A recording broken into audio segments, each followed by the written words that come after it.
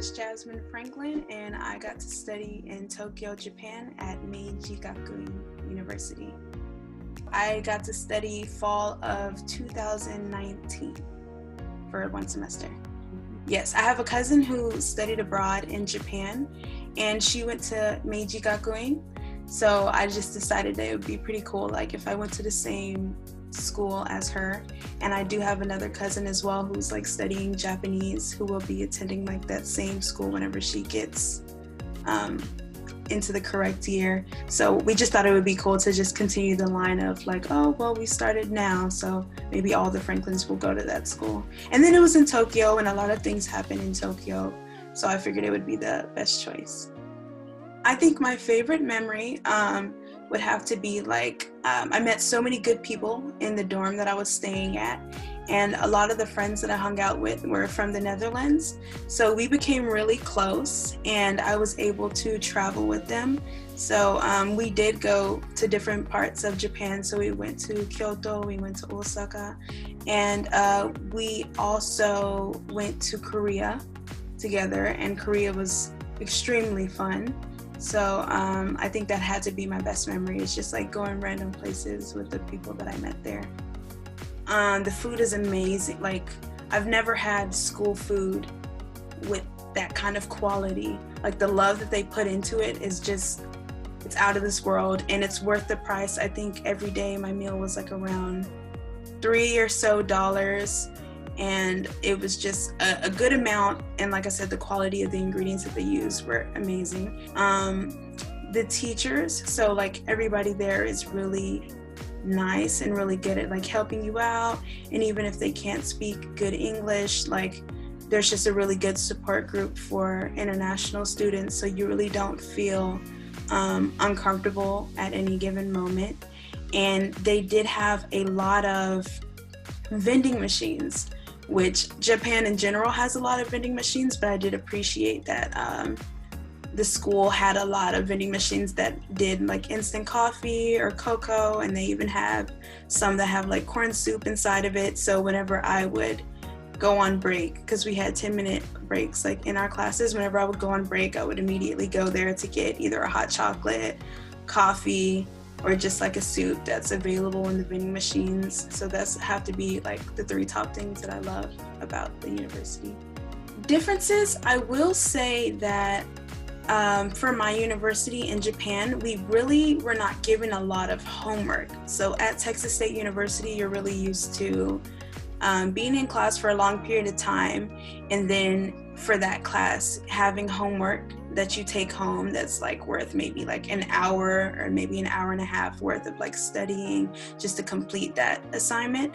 But at my university in Japan at Meigaku, we really didn't receive that much homework, so we were really able to take Japan in its like entirety, you know what I mean? So we did everything that we needed to do in the classroom setting, so that if we did receive homework, it wasn't something that would take up our time a lot.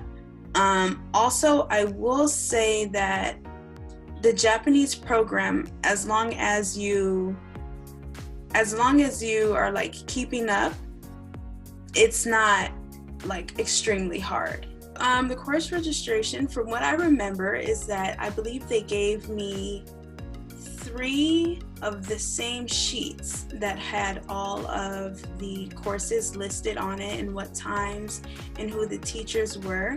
And one of the sheets, and they're all multicolored, so one's pink, one's yellow, and I think one was blue. And if I'm correct, I think one was blue.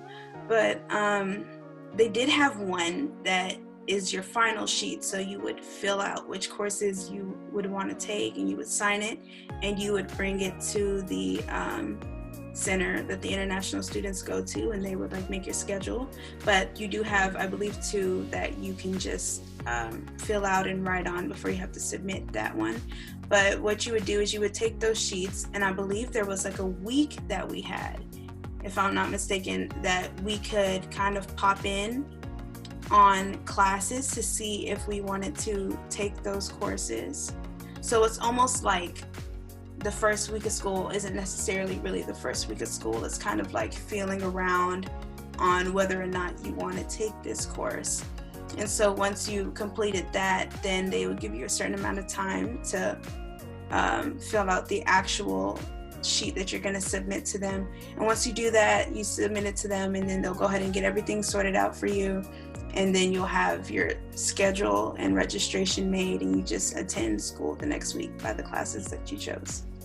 So whenever you're an international student at Meiji Gakuin, you are going to end up staying, depending on the campus. So, I think both campus, really, you have to live on the dorm that they assign for the international students. So I was at the Tokyo campus, so I got to live in a dorm, which is about like a 40 minute, I don't want to say 40 minute, maybe 30 to 40 minute train ride, not even that, maybe 15, away from the university. And the dorm itself is really affordable. It almost feels like a really big apartment complex, and you have your own room. The only thing that's like community would be like the bathroom, depending on the floor. You save a lot of money on housing, a lot of money, like a lot of money. It was well worth it. And then you meet new people as well. So it was definitely worth it. And I love the system that they set up as far as like putting all the international students inside a dorm together. I thought it was really unique and cute. I loved every second of Japan. It was very fun. And since it's pretty like, since there's like a lot of buildings and a lot of things, like you're never bored. You really don't need a car, which is amazing. So you can take the train pretty much anywhere. And as far as my host institution, I loved all the teachers that I have. I built relationships with them. The International Center, they were all very sweet. Even through them, I got to do this really cool experience, and I got to help, I believe they were like a music school. I got to go around with them to different cities in Japan and help teach the kids like some English, like shapes or animals. So I did have so many opportunities that the International Center gave to me, that I was able to do so many cool things. So at first it is scary. So even when I first applied to do the study abroad opportunity, I remember the person that I was talking to, Mr. Pena, I believe, I remember him asking, "Oh, are you sure you want to do like 2 semesters?" And I was like, yeah, I wanted to do this 2 semesters, even though it ended up being 1 because of COVID. It is really scary at first. I will say that your first week as an exchange student, you're just very new and you don't know too much about your environment, but afterwards you get into the program of things and how your school works, how like trains and stuff works, how just in general that country is just operated. And it's such a beautiful experience to know that you're able to essentially survive in other places by yourself. So even though it is a little bit scary in the beginning, it's well worth it in the end. I recommend people to get out of their comfort zone and see what the world has to offer as far as study abroad. It's really well worth it, and you come back more like educated in other people's cultures, and it's just a beautiful experience that I feel everybody should have.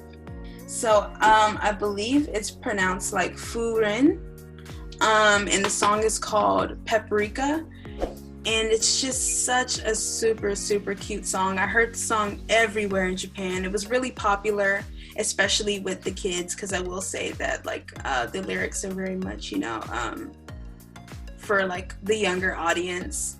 But I heard the song everywhere, and even whenever I had my brief experience of like helping kids in different cities in Japan like understand English a little better, that was one of the songs we used. So we did end up translating the song to English and like sing the song with the kids. And even though they didn't know the English version, they knew by the beat, and they understood that it was this song, and it was super popular. It was like the equivalent of the Baby Shark song. It was just super popular at that time. So anytime I think about Japan, the experience that I have there, I always think about Paprika.